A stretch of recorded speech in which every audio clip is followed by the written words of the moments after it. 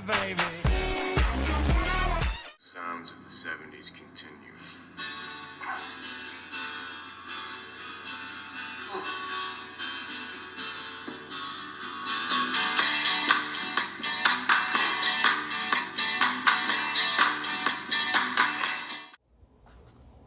Look at that nice door handle.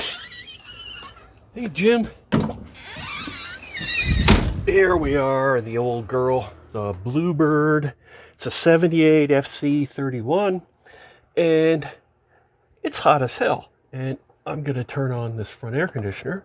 We've got a couple of positions for low fan, and you can hear it kick on. Doesn't change. Then we have a position for high fan, gets faster. Then we have low cool and high cool. So listen when the compressor starts. Low rumble, high cool. So we've got full fan and that low rumble of the compressor running, and it blows ice cold. Thankfully. But then there's another one in the back. There's this one, and I have the little door closed from the kitchen area that goes back to the bedroom, and there's the lovely cutting block that we made the other day. I need to oil it again just to make sure it gets a good soaking of oil in it before it gets used. Anyway, back to this. Okay, I turned off the front one so it's quiet in here. Here you can maybe hear what happens when I turn on the fan. I don't know if you can hear that, but it's definitely humming. And I go up to high fan, and it hums a little more. And then I go to low cool, and you can absolutely hear the compressor coming on. So it certainly seems to me like it's obviously a fan problem.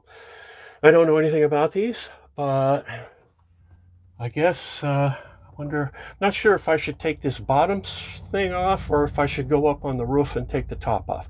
The top's a bit bigger, so maybe I'll go up on the roof and take the top off and see what I can see. But first, I'm going to make sure I don't electrocute myself. So I'm going to unplug the bus. It's currently plugged in to a 240 volt 50 amp outlet, and I'm going to unplug it so there's no connection. And then I'm also going to flip the switch that's down next to the door where you open a little trap door, and you can switch where the electrical energy is coming from between the two different outlets, two different plugins in the back. There's a 120 volt and a 240 volt, and then there's the generator, and it's the switch to switch them all. There's also an off position. I'm going to put that at off also, and that should protect us from shocking the shit out of ourselves up there when we pull the top off the air conditioner and start looking for problems. This is the switch in question. Right behind this little secret door, and I'm going to switch it. It's currently on shore 50. I'm going to switch it to off. Okay, made it up here. It's a lot higher than you think it is. And it looks like I'm going to have to remove these four, and I'm going to have to do something about this pod. This thing is really bad. I need to replace it. It's all broken and rotten. So that's for another day. Today, let's see if I can get those four cap nuts off. I got the four cap nuts off, and I pulled the top off. It kind of comes off and forward, and the plastic on it's pretty bad. It's dry rotted, and you got to be very delicate with it or it'll crack. The first thing I noticed looking in here is it's all full of leaves and debris. So I'll clean that out, and you can see by all the cobwebs that motor hasn't been running. I assume this is the fan. Let's see. Oh yeah, it was kind of frozen there. There we go. Yeah. Well, it was frozen. Could it be that easy? Could I have just broken it free? Well, I'm going to get up here with my little vacuum and I'm going to clean out all this leaf debris, and maybe I'll even put a little lubrication on this shaft. This motor looks pretty corroded, and it seems to still have a bit of a catch on it. So yeah, let me look into that. It's certainly spinning now.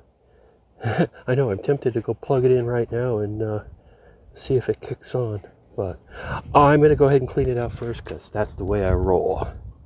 All right, I used my trusty cordless Milwaukee vacuum and cleaned it out pretty good. Got rid of all the leaves, and I got this fan spinning fairly freely. There's one, you can feel a tiny little spot where it catches just a tiny bit now, but I can't really even find it most of the time, so it's not too bad. Hopefully that won't be what's hopefully being frozen up was the problem. But before I put this lid back on and button it all up, I'm going to plug everything in here and go back downstairs and try it and see if we made any difference. I kind of have a good feeling about this. I think it might have worked. Keep your fingers crossed. Plug her back in.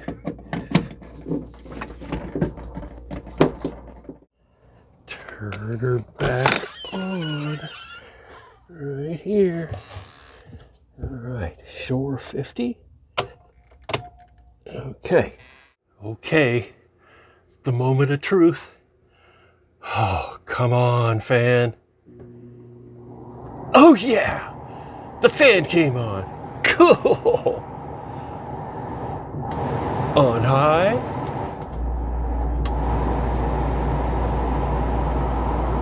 And it's already starting to blow cold. Woohoo! Nice. That's how you fix a Coleman air conditioner where it sounds like it wants to work, but the fan just won't come on. And I know there could be all sorts of other problems. I just got really lucky, and it just sat for too long, and the shaft on the motor had rusted, and that's it. Cleaned that up, lubricated it, and we're back in business. Blowing cold, baby. Oh yeah. Hey, thanks for watching.